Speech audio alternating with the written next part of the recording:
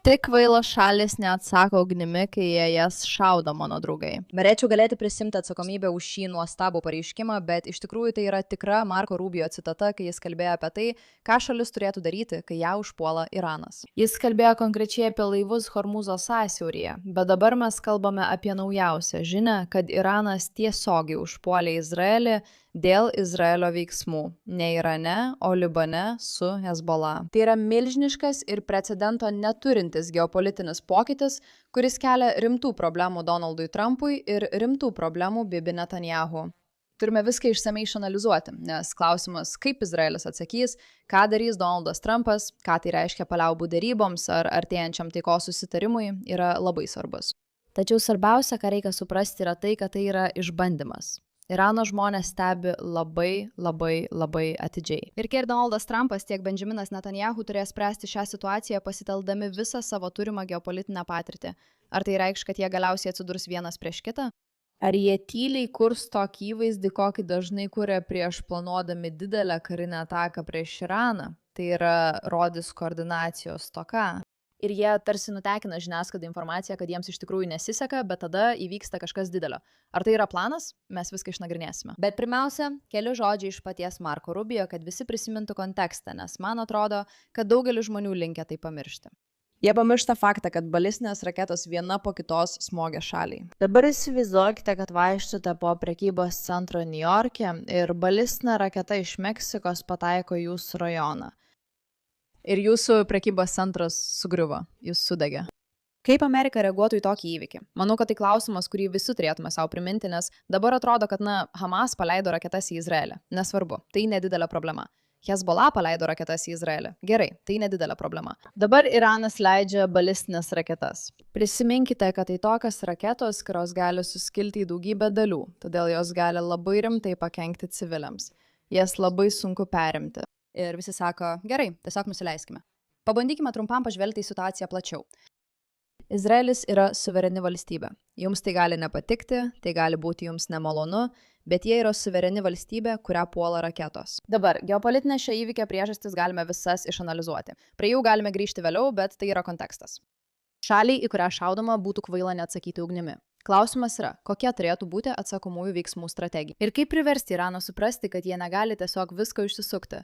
Bet kaip sakėme, pradėkime nuo Marko Rubio, nes aš nukrypau nuo temos. Sveiki atvykę į Pushback, aš Meirakai, jūsų vedėja. Mes priešinamės viskam, ką matom, todėl būtinai prenumeruokit, paspauskit patinka šiam vaizdo įrašui, pasidalykit juos su draugu, darykit ką galit, nes mums jau gana hebra. Ir jei jums jau gana, tuomet sveiki atvykę, jūs radot savus žmonės. Bet šitas vaikinas yra tas, kurį aš tikrai noriu matyti prezidentu. Aš girdėjau JAV karinio jūrų laivyno laivą. Ką mes turėtume daryti? Taigi yra paliaubos. Mes nenumušime jūsų dronų. Tai kvailas klausimas. Tai kvaila pozicija. Žinoma, mes atšaudėme juos. Jie šaudė į mus, to ir tikėčiausi daryti. Tik kvailos šalis neatsako ugnimi, kai jie šaudo. O mes nesame kvaila šalis. Jei šaudysite į JAV... Tik kvailos šalis neatsako ugnimi, kai jie jas šaudo. O mes nesame kvaila šalis. Deja, šiuo metu atrodo, kad iš Izraelio tikimasi elgtis taip, lyg jie būtų kvaili. Tikriausiai jau matėte, nes tai visur žiniuose, vakar Iranas netikėtai nusprendė atsakyti Izraeliui. Galbūt netikėtai šiek tiek per stiprus žodis Izraelio atžvilgiu. Tiems, kurie nėra susipažinę, Iranas turi savo įgaliotinių sistemą. Jie turi skirtingas armijas, Hutus, kurie kontroliuoja jūras, Hamas Gazos ruože, Hezbollah Libane. Ir visos šios skirtingos armijos turi skirtingus gebėjimus ir pastaruoju metu stiprėja, kad padėtų Irano Islamo Respublikai įgyvendinti jų pasaulinio viešpatavimo planą. Bet kokiu atveju Hezbollah ir Izraelis turėjo savotišką keistą paliaubų susitarimą, tačiau Hezbollah jį laužė nuo pat pirmos dienos. Jie niekada nebuvo suinteresuoti paliaubomis. Ir artimuosiuose rytuose dažnai paliaubos reiškia tik kažkokį pareiškimą skirtą nuraminti vakarų sąjungininkus. Tačiau iš tikrųjų abi pusės vis dar šaudo ir vis dar puola viena kitą. Bet kokiu atveju Hezbollah nesilaiko jokių susitarimų, kurių turėtų laikytis. Todėl Izraelis nusprendžia eskaluoti situaciją ir pulti Beirute. Gerai, tai yra tai, ką Trumpas sako, nedarykite to. Tačiau Izraelis sako, žiūrėkite, jei Hezbollah dar kartą pažeis paliaubų susitarimus, mes pulsime Beirute. Atspėkite, kas nutiko. Hezbollah pažeidžia paliaubų susitarimą, o Izraelis nusprendžia pulti Beirute. Prezidentas Trumpas iš esmės teigia, kad apie tai jam iš tikrųjų nebuvo pranešta. Dabar, kaip atsakas, kas nutinka? Iranas nusprendžia pulti Izraelį. Iranas, Izraelis puola kitą šalį. Taigi Iranas nusprendžia pulti Izraelį. Kad suprastumėte kontekstą, įsivaizduokite, jei Amerika ir Meksika kovotų. Taigi Amerika užpuolė Meksiką. O tada Kinija nusprendė pulti Ameriką, nes Amerika užpuolė Meksiką. Tai nėra normalu. Akivaizdu, kad viskas šiek tiek sudėtingiau, nes Hezbollah iš tikrųjų yra Irano įrankis. Jie finansuojami Irano ir yra jų ranka. Tai viena iš jų čiuptuvų. Bet toks yra kontekstas ir istorija. Ir Iranas nusprendžia paleisti balistinės raketas. Dabar, jei žiūrėtumėte tai labai paprastai, galvotumėte, kad, Iranas tiesiog paleidžia raketas. Tai ką Izraelis dėl to darys? Bet tai yra išbandymas. Tai yra itin svarbus išbandymas tiek Donaldui Trumpui, tiek Benjaminui Netanyahui būtent šiuo metu. Ir aš jums paaiškinsiu, kodėl. Labai paprastai, Iranas netiki, kad Donaldas Trumpas iš tikrųjų nori gyvendinti savo grasinimą karinę ataką. Jie mato, kas vyksta Amerikoje, žinoma, tai skatina ir jų pačių propagandą. Faktas tas, kad vis daugiau amerikiečių teigia norintis, jog Amerika atsitrauktų nuo šio karo. Jie nenori tame dalyvauti. Ir jie darė didelį spaudimą Donaldui Trumpui, kad jis nesiveltų į dar vieną karinę eskalaciją. Dėrybų metu niekada nenori būti tokioje padėtyje, kai tavo dėrybų partneris supranta, kad tu privalai pasirašyti šią sutartį bet kokią kainą ir kad tavo grasinimai yra tušti. Štai ką Iranas dabar ir išbando. Ar Amerika iš tikrųjų turi galimybių ir noro mus pulti kariniu būdu? Ar tai tik tušti grasinimai? Nes jiems atrodo, kad tai daug tuščių grasinimų. Iš tikrųjų, visiems artimuosiuose rytuose atrodo, kad Trumpas šiuo metu naudoja tuščių grasinimų retoriką. Žinot, mes pulsime, bet iš tikrųjų galiausiai bandoma padaryti viską, kad tik nepulti, toks jausmas.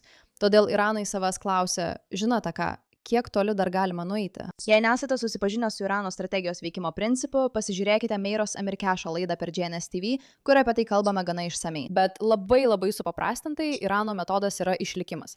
Jie nesiekia laimėti, jie tiesiog siekia išgyventi. Ir tam jie sukūrė įgaliotinius visur, kad jei vienas žūtų, kažkas kitas galėtų atkurti. Tačiau visa jų infrastruktūra sukurta taip, kad išgyventų bet kokią ataką, bet kokį sukilimą, bet kokius politinius neramumus. Vėlgi, ne tam, kad laimėtų, ne tam, kad pasiektų nuostabių rezultatų, o tiesiog tam, kad išgyventų ir galėtų toliau kurti. Jie dabar supranta, kad gali tekti susitarimą su Amerika. Ir todėl tai gali reikšti, kad jiems teks keliems metams pristabdyti savo pasaulinės imperijos kūrimą, kad, žinote, įvestų šariato įstatymus visur. Taigi jie tikisi, kad jų mažieji įgaliotiniai įvairiose vietose arba didieji įgaliotiniai neišnyks. Tačiau jie mato, kad Izraelis labai rimtai puola Hezbollah ir iš tikrųjų gali padaryti tiek žalos Hezbollah, kad galėtų iš esmės sutrikdyti jų galimybės ir jie tuo nesidomi. Taigi jie sugalvojo naują reikalavimą deryboms dėl paliaubų. Mes sutiksime su paliaubomis tik tuo atveju, jei Hezbollah jokių būdų nebus leidžiama pulti. Dabar įdomu tai, kad JAV ir Iranas sudarytų susitarimą, kuris iš Izraelio reikalauja tam tikrų karinių veiksmų. Nes prisiminkite, tai nėra taikos susitarimas tarp Izraelio ir Irano. Tai yra derybos, kuriomis bandoma priversti Iraną atsisakyti branduolinių ginklų. Taigi Iranas iš esmės sako, kad Izraelis turi atsitraukti. Tačiau Izraelis nesiruošia atsitraukti nuo Hezbollah, todėl jie ir toliau juos puola, kol Hezbollah toliau puola Izraelį. Visa tai sudėtingas būdas pasakyti, kad Iranas vakar padarė kažką visiškai precedento neturinčio ir pabandė paspausti mygtuką, norėdamas pamatyti, ar galime eiti taip toli, kaip norime. Ar galime pulti Izraelį ir padaryti tai naują normą? Kaip Hamas leidžia raketas, kaip Hezbollah leidžia raketas. Mes paleisime balistinės raketas. O Amerika iš tikrųjų neleis Izraeliui nieko dėl to daryti, nes jie taip stipriai nori šio susitarimo. Jei taip yra, jie žino, kad gali tiesiog tęsti šias darybas tiek, kiek nori ir jiems iš tikrųjų nereikia dėl nieko labai nerimauti. Priežastis, kodėl jiems nereikia dėl nieko labai nerimauti, yra ta, kad Amerikos grasinimas karinėmis operacijomis yra tuščias. Tai jie ir bando suprasti. Ir būtent todėl faktas, kad Trumpas vakar sureagavo taip, kaip sureagavo, yra šiek tiek problematiškas. Be to, kad Barakas Revidis, kuris tiesą sakant yra vienas blogiausių Izraelio žurnalistų ir iš esmės išdavikas Izraeliui, kuris tik padeda Irano interesams, paskelbė: Prezidentas Trumpas man sako, aš dabar skambinu Netanyahui ir sakau jam neatsakyti puolimu. Trumpas iš karto pasirodo su tokiais pareiškimais, iš esmės sakydamas: Iranai, paleidai savo raketas, pamiršk tai, grįžk prie derybų stalo. Manau, jis būtent taip ir pasakė. Ir dar, aš sprendžiu. Aš viską sprendžiu. Jis nesprendžia. Netanyahui neliks nieko kito, kaip tik priimti Irano susitarimą. Aš priimu sprendimus. Aš priimu visus sprendimus. Bibi, ne.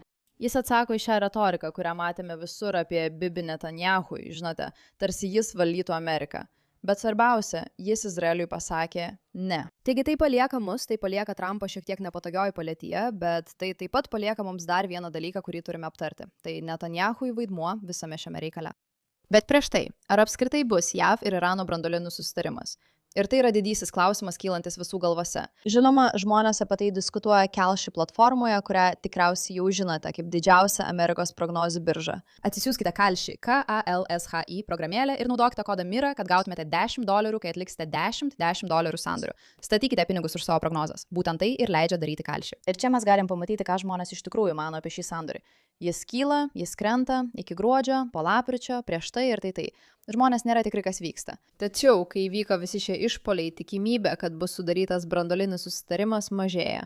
Ir vėlgi, prisiminkite, kodėl taip yra. Labai paprasta. Taip yra todėl, kad žmonės artimuosiuose rytuose, o ypač Iranai, dabar mato Trumpą kaip žmogų, kuris nėra pasirengęs laikyti savo žodžio. Yra dar vienas dalykas, kuris čia gali vykti, apie kurį mes dar nelabai kalbėjome, tai yra kažkas tokio. Jei pažvelgsite į tai, kaip Trumpas ir Netanyahus elgėsi per visą šį karą, jie dažnai viešai paskelbia kažkokį ginčą ar nesutarimą. Prieš pat pradėdami puolimą ar planuodami didelę karinę ataką. Tai reiškia, kad, kaip Trumpas sakė, žinote, trečiadienį turėjome pasirašyti susitarimą. Dabar Izraelis bando jį sužlugdyti. Visa tai yra tik fasadas. Tai tik fasadas leidžiantis. Mes to nežinome, bet tai yra galimybė leidžianti sulaukti trečiadienio, susitarimui nebūti pasirašytam, o tada Izraeliui ir Iranui, Amerikai įžengti į Iraną su didžiulė suplanuota karinė ataka. Iš visko, ką matėme per visą šį karą, manau, galima drąsiai sakyti, kad ši pora kartais apsimeta, jog nesutarė, bet iš tikrųjų jie sutarė labai gerai. Ir jie sugalvojo visiškai genialias karinės operacijas, kurios, sakyčiau, nustebino visus, nepriklausomai nuo požiūrio. Įdomu pastebėti ir verta pagalvoti, kad tai gali būti ta strategija. Gali būti, kad Trumpas supranta, jog Irano susitarimo nebus, šie žmonės niekada nesidomės Irano susitarimu. Ir vėlgi mes apie tai daug kalbėjome savo geopolitiniuose kanaluose. Tai yra tai, ką žmonės turi suprasti apie Iraną. Iranas nesidomi susitarimo pasirašymu. Vienintelė priežastis, dėl kurios jie tai padarytų, būtų ta, jei jie būtų taip stipriai spaudžiami į kampą, kad pasirašytų kažką laikino, žinodami, jog galės iš to išsisukti, kai Trumpas nebus valdžioje. Taigi gali būti, kad Trumpas supranta, jog artimuosiuose rytuose jį žiūrima šiek tiek kaip į pajuokos objektą. Tiesa, artimuosiuose rytuose Trumpui yra daug pagarbos. Žmonės žiūri į jį ir galvoja, wow, šis vyras yra tikras lyderis. Jis žino, ką daro, jis nebijo. Jis siekia visko, ko reikia Amerikai ir ko Amerika nori. Tačiau dabar faktas, kad jis taip stipriai nori šio susitarimo, arba bent jau taip tai mato visuomenė, neatrodo labai gerai. Atrodo, kad jis pasiruošęs leistis Iranui save stumdyti. Taigi klausimas yra toks, ar jie stumia šią darbotvarkę žiniasklaidai? Nes, kaip abi žinome, tiek Netanyahu, tiek prezidentas Trumpas puikiai supranta, kaip pasinaudoti žiniasklaidą savo naudai. Tai ir visa tai yra manipulacijos kampanija, kad žinote, Trumpas galėtų sakyti, jog kažkas turėjo įvykti trečiadienį ir taip toliau ir taip toliau. Ar jie užsimena, kad artėja didelis karinis puolimas? Ar tai ir vyksta? O gal tai iš tikrųjų yra jų dviejų konfliktas? Kadangi Amerikos ir Izraelio interesai nesutampa, tai mus priveda prie klausimo apie dabartinius Izraelio tikslus ir kas vyksta su Netanyahumi bei jo sprendimais. Matote, Izraelyje, taip pat kaip ir Jungtinėse valstijose, žmonės sako, Izraelis valdo Ameriką. O Izraelyje yra tokia nuomonė, kad Amerika valdo Izraelį ir žmonėms tai nepatinka. Žmonėms nepatinka mintis, kad izraeliečiai buvo verčiami kariauti vieną karą po kito, kurie greitai nutraukiami, nes amerikiečiams tai nepatinka. O rezultatai, galutiniai rezultatai, kai iš tikrųjų būtų sunaikintos islamo grupuotės, norinčios nužudyti ir sunaikinti Izraelį kaip idėją ir kaip fizinę vietą, yra sustabdomi dar prieš pasiekiant pabaigą. Skirtingai nei Amerikai, kur tai labiau diskusijų ir sąmokslo teorijų klausimas, Izraelyje izraeliečiai už tai iš tikrųjų moka. Ne tik savo gyvybėmis, bet ir gyvenimo būdu. Mokyklos uždaromos, oro uostai uždaromi, vyrai pašaukiami į kariuomenę, moteris pašaukiamas į kariuomenę, viskas chaose. Nuolat bėgia į slėptuves ir iš jų. Vyksta daug dalykų. Ir izraeliečiai nori, kad jų vyriausybė iš tikrųjų parodytų stiprybę ir parodytų, kad mes nesilenkiame Amerikos darbotvarkėms, mes pirmiausia rūpinamės Izraelio žmonėmis. Dabar kodėl tai svarbu? Na, todėl, kad Izraelyje artėja rinkimai. Taigi šiuo metu Netanyahu yra labai nepatogioje padėtyje tarp Amerikos ir savo santykių su Trumpu. Ir užtikrinti, kad tai nebūtų iššvaistyta ar sugadinta, bei parodyti save kaip stiprų saugumo garantą prieš Iraną. Iranas mus puola. Mes atsakysime ugnimi ir atkeršysime ir padarysime tai tinkamai. Tačiau, jei jis tai pasielgs, jis pelnys daug simpatijų savo tautai, bet rizikuos sugadinti santykius su Amerika. Ir tai yra nuolatinis dalykas, kurį šie du politikai turi derinti. Jų vidaus elektoratas, žmonės, kurie juos iš tikrųjų išrenka, kas yra labai svarbu. Bet tarptautinė politika ir demografiniai veiksniai, su kuriais jie dirba, kurie yra nemažiau svarbus pasaulio saugumui. Izraelio gyventojai nebus saugus, jei Iranas nebus atgrasytas, bet jie taip pat nebus saugus, jei Izraelis neturės karinių galimybių apsiginti arba jei Amerika nuspręs nutraukti santykius. Kiek aš suprantu, Izraelis labai intensyviai dirba, kad atsitrauktų nuo priklausomybės nuo Amerikos, kalbant apie karinę sritį. Kas iš tikrųjų Izraeliui yra puiku, o Amerikai blogai. Priešingai nei norėtų, kad manytumėte žiniasklaidą. Nes Amerika nors ir duoda Izraeliui daug pinigų, visi tie pinigai yra priverstinai naudojami pačioje Amerikoje, kad būtų perkama karinė įranga iš Jungtinių valstijų. Tai reiškia, kad Izraelis neina į tarptautinę rinką ir netampa rimta konkurentė Amerikos kariuomeniai, ką galėtų padaryti dėl savo technologinių gebėjimų ir karinių žinių. Prisiminkite, Izraelis yra įdomi šalis, nes skirtingai nei kitos šalis, jie beveik nuolat yra konflikte. O tai reiškia, kad viską išbando, mato, kas veikia ir turi tikrą kovos lauką, kuriame gali labai plačiai vystyti ir tobulinti technologijas, kitaip nei kitos šalys. Taigi Amerika sugeba priversti Izraelį klausyti to, ko nori Amerika, iš esmės padarydama juos nuo savęs priklausomus. Taigi, Izraelio atsitraukimas nuo šio priklausomumo Amerikai daugeliu atžvilgių nebūtų naudingas ir tai yra ironiška, nes būtent to žmonės reikalauja, tikėdamiesi, kad tai būtų labiau proamerikietiška. Bet būtent tokioje situacijoje dabar atsidūrė Netanyahus. Jam reikia laviruoti. Ar Izraelio žmonės bus prioritetas, ar svarbiau bus išlaikyti santykius su Amerika? Vėlgi dėl ilgalaikio Izraelio saugumo. Ir kai sakau ilgalaikio, žinoma, turiu omenyje iki tol, kol baigsis Trumpo prezidentavimas, nes kai tai pasibaigs, mes visiškai nežinome, kas ateis į valdžią Jungtinėse valstijose. Ir gali būti, kad tai bus kažkas, kas Izraeliui visiškai nebus palankus. Taigi Izraelis bando stiprinti savo savarankiškumą, bet būtent čia Izraelis ir Amerika šiuo metu atsiduria labai sudėtingoje situacijoje. Dabar jei nueitumėte į internetą ir pažiūrėtumėt, kaip žmonės apie tai kalba, tai yra labai įdomu.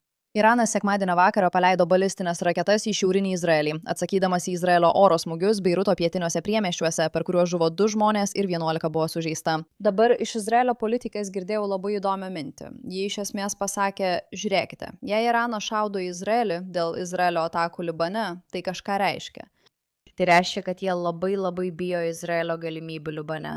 Tai reiškia, kad kaip atsaką užuot supykdžius amerikiečius puolant Iraną ir galimai eskaluojant tai į visišką karą, kuris dar neprasidėjo, nors tam tikrą prasme tai jau yra, nes jei visa šalis praleidžia dienos slėptuvėse, kas tai jei ne karas. Tačiau kodėl tiesiog neužpuolė Talibano? Kodėl tiesiog griežčiau neatsakote Hezbollah kaip atsakas? Nes tai iš karto nutraukė Irano bandymą sakyti, žinote ką, mes kontroliuojame viską, kas vyksta. Jei užpulsite kitą šalį, mes jūs užpulsime dėl to. Kai tik atsakote ir sakote, gerai, ta šalis patirs rimtas pasiekmes dėl to, jūs parodote jiems jų vietą. Ir man tokia strategija patinka. Manau, kad tai iš tikrųjų puikia strategija. Dėžė, žmonės mane šio klausimų neklauso.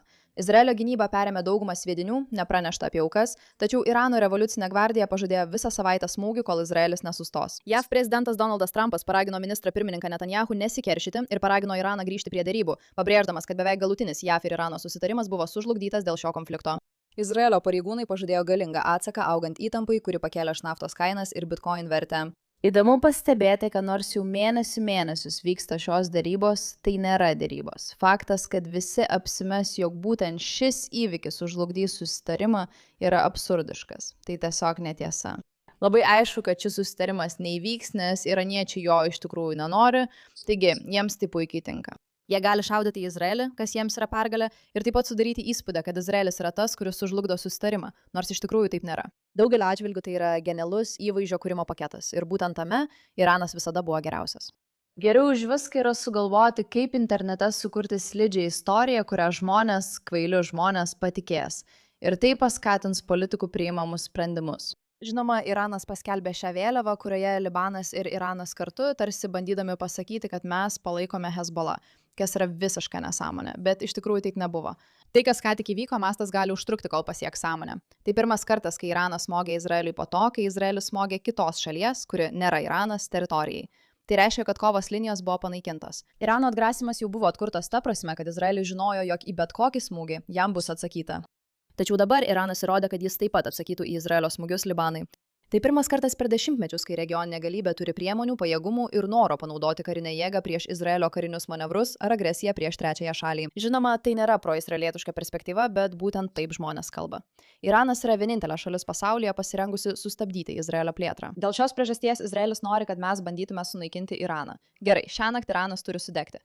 Tai pasakė Itamaras Benas Gviras, kuris yra Izraelio politikas, švelniai tariant, prieštaringai vertinamas. Irano gebėjimas pažaboti Izraelio barbariškumą yra būtent ta priežastis, kodėl izraeliečiai taip siekia jo sunaikinimo. Taigi žmonės visą tai pateikia taip, kad atrodytų, pažiūrėkite į Iraną. Jie yra tie, kurie sugeba kovoti prieš baisų į Izraelį. Iranas dabar vienas pats meta iššūkį Izraeliui ir Jungtinėms valstijoms. Amerikos diktavimo mūsų regiono ateičiai era baigėsi. Tai žmonės turi suprasti. Tai vyksta Jungtinėse valstijose, tokia yra žmonių nuomonė apie Jungtinės valstijas artimuosiuose rytuose šiuo metu. Prezidentui Trumpui ir Netanyahui neliks nieko kito, kaip tik sutikti su susitarimu su Iranu. Aš priimu sprendimus. Bibi, ne. Skubios naujienos. SRP 500 ateities sandariai, kurie buvo kritę, vėl tampa žali po to, kai prezidentas Trumpas pareiškė, kad Izraeliui nelieka nieko kito, kaip tik sutikti su susitarimu su Iranu. Gerai, Irano IRGC teigia, kad tai yra visos savaitės nuolatinių smūgių pradžia. Raketų ir dronų bangos bus leidžiamos visą parą dar 7 dienas, kol priešas bus atgrasytas ir nustos vykdyti savo nusikaltimus. Pažiūrėkime, ar tai iš tikrųjų įvyks. Jei Izraelis yra suvereni valstybė, tuomet jam nereikia būti susietam su amerikiečių kariuomenė. Šiuo metu turime suvokti, kad tai yra viena iš Tali Beneto minčių. Jis yra buvęs Izraelio ministras pirmininkas. Tai yra tiesos akimirka. Jei Izraelis yra suvereni valstybė galinti apsiginti pati, savaitės simbolinio atsako parodys mūsų priešams, kad mūsų piliečių kraujas buvo pralietas nebaudžiamai. Todėl Izraelis turi veikti ryžtingai ir puolamai. Šiuo klausimu mes visi, kiekvienas Izraelio pilietis, stovime kartu. Tai yra realybė. Izraelis yra puolamas po to, kai jie užpuolė Beirutą, po to, kai Hezbollah užpuolė Izraelį. Viskas, kas vyksta, yra tarpusavyje susiję. Čia ne klausimas, kas buvo pirma - višta ar kiaušinis. Esmė ne ta, kad Izraelis nuolat pradeda karus. Tai klaidinga perspektyva ir požiūris. Izraelis nuolat ginasi nuo maniakiškos grupės beprotiškų islamistų, kurie tiki pasaulio užvaldymu. O Izraelis yra bandymų laukas dėl jų pranašysčių, dėl jų islamo įsitikinimų. Tai sudėtinga. Ir mes pradėjome tai aptarinėti savo geopolitinėse kanaluose. Bet štai kur mes esame dabar. Šiuo metu Izraelis atsakė, bet gana simboliškai. Jie nepadarė nieko didžiulio. Jie taikėsi jų oro gynybos sistemas ir raketų paleidimo įrenginius. Daugeliu atžvilgių tai silpnas atsakas. O taip atrodyti dabar Izraelis nori mažiausiai. Silpnas.